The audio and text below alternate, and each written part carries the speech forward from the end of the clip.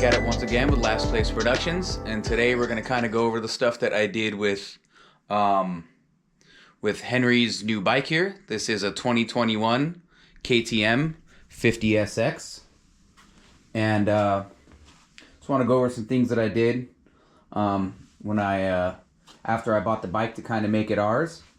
It already came with the Lamson Racing engine build, so that was pretty sorted out and good.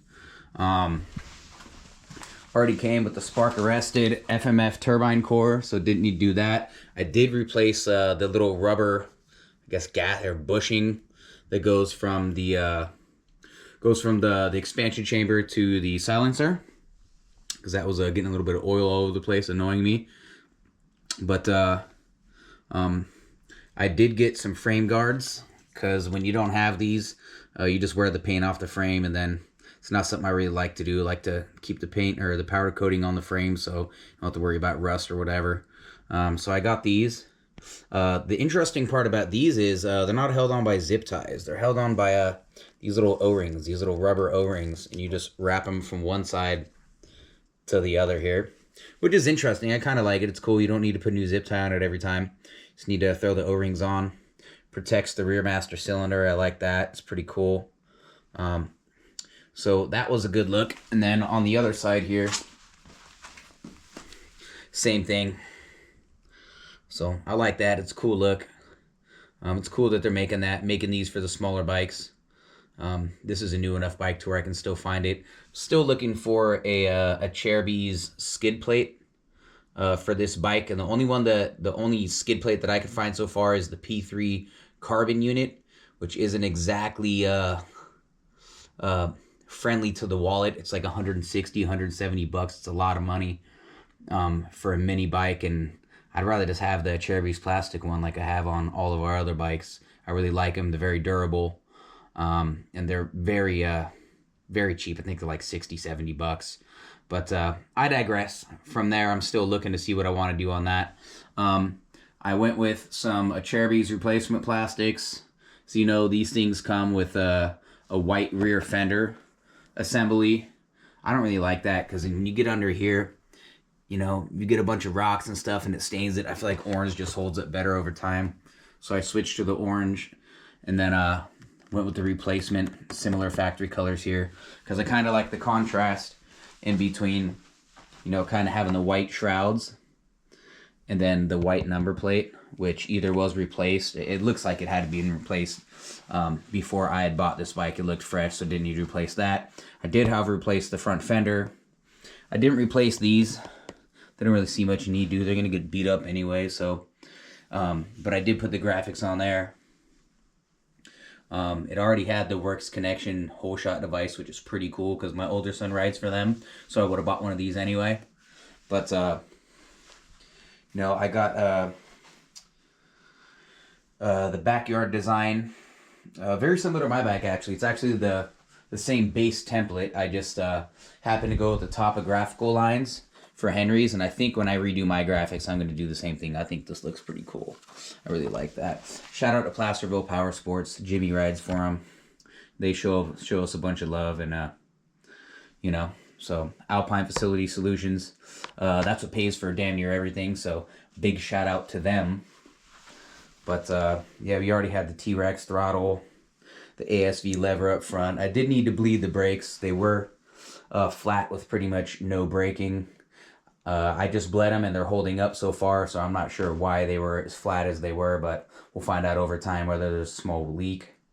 But I think these graphics look pretty cool. This bike's already pretty decked out. Probably going to replace the sticker on the silencer just because everything else is fresh. Kind of looks like crap on the sticker there. It's kind of tore up. You can order those off FMF, off of FMF's website. But yeah, I think it's a really cool, sleek look. I went with the elephant skin pattern right here. And then right here, just to kind of break stuff up. I don't know. Seemed cool at the time. We'll see how it ages on me after a while. But yeah, this bike's pretty sweet.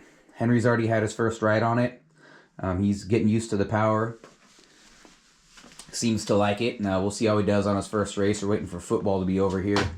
Then we'll get him back out racing. His football games are really early, so it's impossible to have him race and play football on the same day. Rear tire is a bit weathered. I think I'll probably just replace that to get a fresh start. Front tire looks almost mint. You can still see the little indentations on the knobbies. On this one, it's a bit worn down, which makes sense for a KTM race bike. These things blow the rear tire off pretty easy. But yeah, it's a pretty clean unit. I don't know what that is hanging there anyhow, but yeah, it's a pretty clean unit. Happy with the bike. The graphics turned out great. Big shout out to Backyard Design. This is the second kit I've gotten. I've gotten kits from a bunch of different suppliers now, and Backyard Design always shows up like way quicker than all the other ones, even though it's printed out of the country.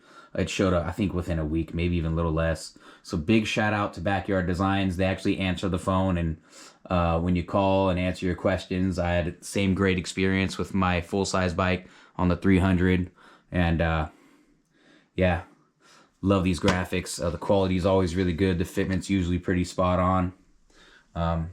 Cool part about like these newer KTM minis is they're pretty similar to the adult bikes, so very similar shape on the swing arm, and so we got the little graphics on the side there, which I thought is pretty cool. Another interesting thing that I noticed is on the 50s, it's like the shock is upside down. Normally the little extra canister or reservoir right there is on the top. On all the other bikes we have a WP suspension, so I found that rather odd. But seems to work great. We're gonna have the front forks rebuilt, because I know the side with the dampening in it, there's definitely oil leaking out of the seal, so we'll probably have that gone through. New tire, but I don't know.